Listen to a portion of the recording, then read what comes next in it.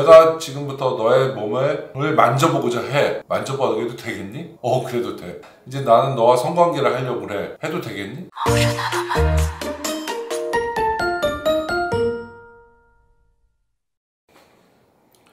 안녕하십니까, 민규철 변호사입니다. 오늘은 이제 좀 소송이 도대체 어떻게 진행되는지 그걸 한번 여러분들하고 설명도 드리고, 그 부분에서 어떤 것들을 여러분들이 주의하셔야 되는지 그걸 한번 말씀을 드려볼게요. 그냥 얘기하면은 참 와닿지가 않으니까 한번 우리가 예를 하나 설정을 해볼까요?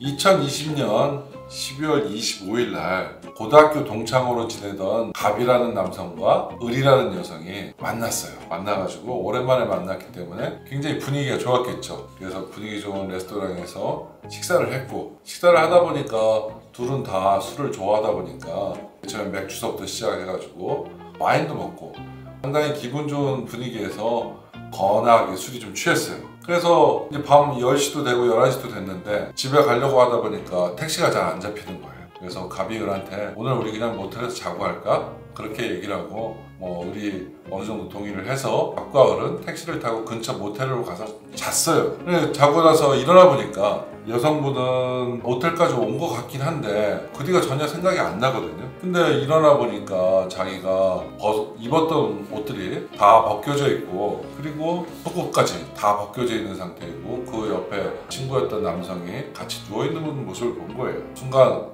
무슨 일이지? 여성분은 그렇게 생각을 했고 남자를 깨워서 물어봤어요. 남성은 이제 깨어나서 굉장히 황당하다는 듯이 어제 술 먹고 우리 모텔 같이 왔잖아. 그래서 서로 분위기 좋게 나하고 너하고 잠자리를 같이 했어. 그렇게 얘기를 남성분이 답변을 해줬거든요. 근데 여성분은 아무래도 납득이 안 가는 거야. 이 친구는 내가 사랑하는 친구도 아니었고 오랫동안 연인 관계로 지내던 친구도 아니었고, 그렇다고 해서 내가 이렇게 갑자기 만난 아무리 친구라고 하지만 남성과 함께 잠자리를 가질 이유가 없는데 그 남성의 말을 믿기가 되게 어려웠던 거예요. 이런 사안에서 이제 과연 이제 소송이 어떻게 진행되는지를 여러분하고 한번 같이 한번 살펴볼까요?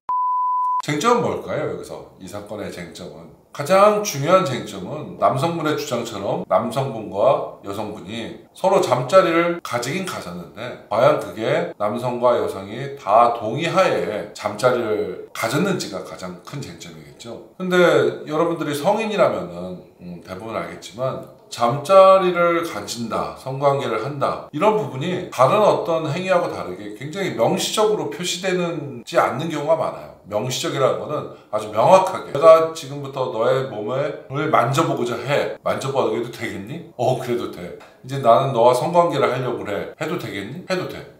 과연 이런 게 실제 사례에서 있을까요? 있을 수도 있지만 또 사건을 처리하면서 하는 거 보면은 그렇게까지 명시적으로 아주 명확하게 의사를 동의 여부를 확인하고 신체적 접촉을 한다든가 성관계를 하는 경우는 오히려 흔하지가 않거든요. 그러면은 이게 도대체 지금 여성분의 기억에서는 같이 저녁 식사하고 술을 마셨고 모텔까지는 왔는지 안 왔는지 좀 온 것 같은 기억이 나. 그런데 일어나 보니까 나는 옷이 다 탈이 된 상태에서 남성의 옆에서 자고 있었고, 이게 이제 여성이 기억하는 전부예요. 그럼 여성의 기억이 지금 중간에 떠 있거든요. 중간에 떠 있는데 그 중간에 떠 있는 사실관계는 굉장히 다양할 수가 있어요. 이 사실관계 중에 첫 번째가 뭘 수 있을까요? 남성의 주장이 사실일 수도 있어요. 비록 술에 취해서 잠이 들다 보니까 일어나 보니까 전날 기억이 제대로 안 날 수도 있어요. 그렇지만 전날 기억이 잘 나지 않는다고 해서 전날의 행위가 완전히 술에 취해서 이루어진 행위가 아닌 경우도 많거든요. 제가 초임검사 시절에 부장님이 이제 그 부원들 검사들을 데리고 회식을 한 자리가 있었어요. 회식을 한 자리가 있었는데 부장님께서 1차 회식을 했는데 술을 좀 많이 드시고 나서 본인은 이제 집에 들어갈 테니까 너네들끼리 더 한 잔 더 해. 그러면서 그 당시에 신용카드를 주신 적이 있거든요. 그래서 부검사들은 그 신용카드를 가지고 호프집에 가서 술을 한 잔 더 하고 헤어졌어요. 그 다음날 이제 출근을 해보니까 부장님께서 이제 다 같이 티타임이나 하자. 그래서 모았는데 부장님 하시는 말씀이 야, 나 어제 신용카드 잊어버린 것 같아.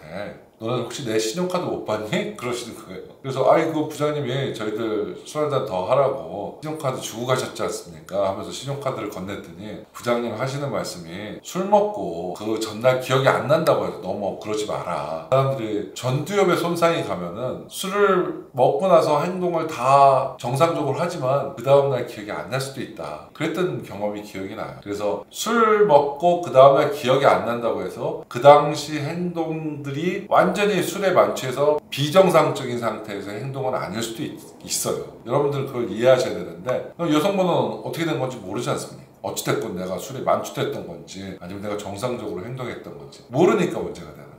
그래서 아까도 말씀드린 것처럼 남성의 주장처럼 비록 여성분은 기억은 못하지만 정상적으로 서로 성관계를 했을 가능성도 있어요. 또 어떤 가능성이 있을까요? 여성분이 술에 만취해서 정말 잠들었을 수도 있어요. 잠들었는데 남성분이 그런 여성분을 보니까 뭔가 다른 마음이 생겨서 여성분이 잠든 사이에 이런 성관계를 했을 수도 있어요. 두 가지가 다 가능해요. 또 어떤 경우도 있을까요? 이런 경우도 있어요. 남성분은 여성분을 깨웠더니 여성분이 완전히 깨지는 않았지만 좀 뭔가 반응을 보이거든요. 말도 하는 것 같고 뭔가 이렇게 뭐 신체적 접촉을 시도하고 성관계를 시도하는 과정에서 여성분이 크게 반항을 하지 않으니까 여성분이 동의를 했겠거니 생각을 하고 성관계를 한 경우도 있어요. 이 경우가 사실 굉장히 애매한 경우죠. 이게 여성분이 과연 술에 만취돼서 정상적으로 행동할 수 없었던 상황이냐 아니냐는 사실 마지막 케이스가 가장 문제가 돼요. 지금은 케이스 자체를 남성분이 여성분과 성관계한 사실을 인정하면서 단지 동의를 구해서 했다 이렇게 주장하는 경우도 있지만 실제 사례에서는 어떤 경우에는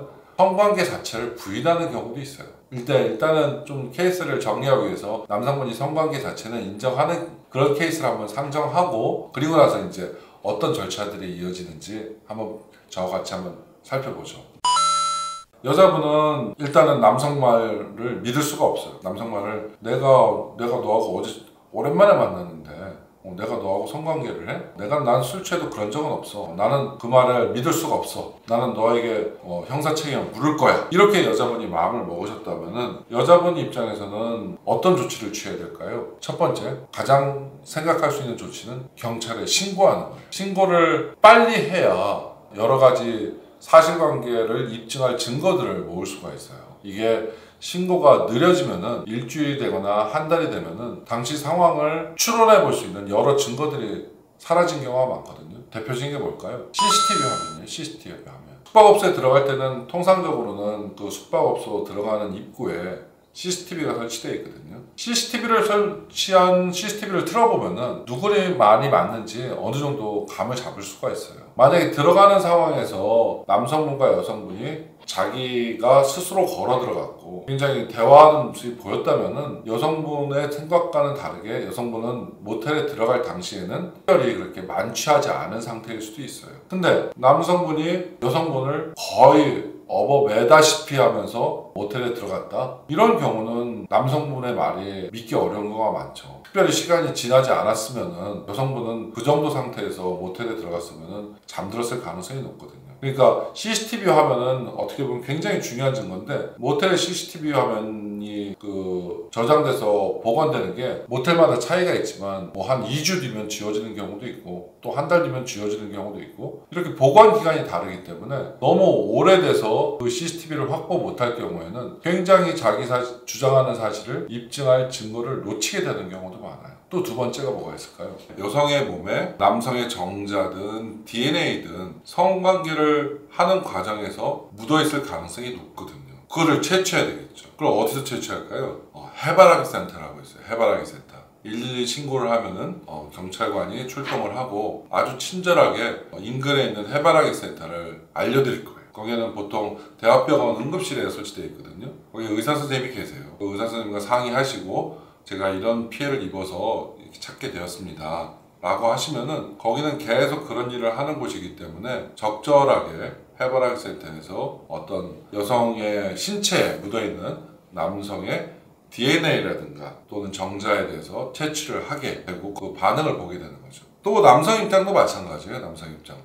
여성이 만약에 오해하고 있는 거라면은 마찬가지로 CCTV라든가 이런 것이 확보가 되는 게 맞아요. 여성은 자기가 성범죄를 당했다고 생각하지만 남성은 아까도 말한 케이스 중에서 정상적으로 동의하에 성관계를 했지만 여성이 그 다음날 기억이 안 나는 그런 케이스, 또 여성이 동의한다고 생각을 해서 했지만 여성은 동의하지 않았다고 생각하는 케이스를 입증을 해야 되거든요. 그러면 기본적으로 제일 중요한 거는 아까도 말한 CCTV는 가해자로 지목된 사람도 굉장히 빨리 수집해야 될 그런 증거 중에 하나예요. 그리고 CCTV가 없으면 뭐 어떻게 해야 될까요? 그 당시에, 그러니까 남성과 여성이 모텔에 들어갈 당시에 근무하던 종업원의 진술도 굉장히 중요할 수가 있어요. 이게 이틀 3일만 지나가면은 누가 어떻게 들어왔는지 그 종업원들은 기억을 못 할 수도 있거든요. 즉각적으로 그 종업원에게 내가 어제 몇 시에 여기 들어왔던 사람인데 지금 이렇게 문제가 돼서 당시 상황이 어땠는지를 알고 싶다. 그리고 종업원이 동의를 해주면은 그 종업원의 진술을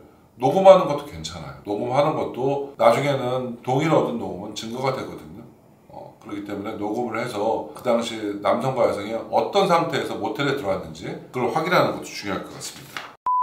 여기까지 일단 말씀드리고요. 그리고 그 다음에 합의에 대한 문제, 그 다음에 사과에 대한 문제는 다음에서 다시 한번 또 설명을 드리도록 하겠습니다. 감사합니다.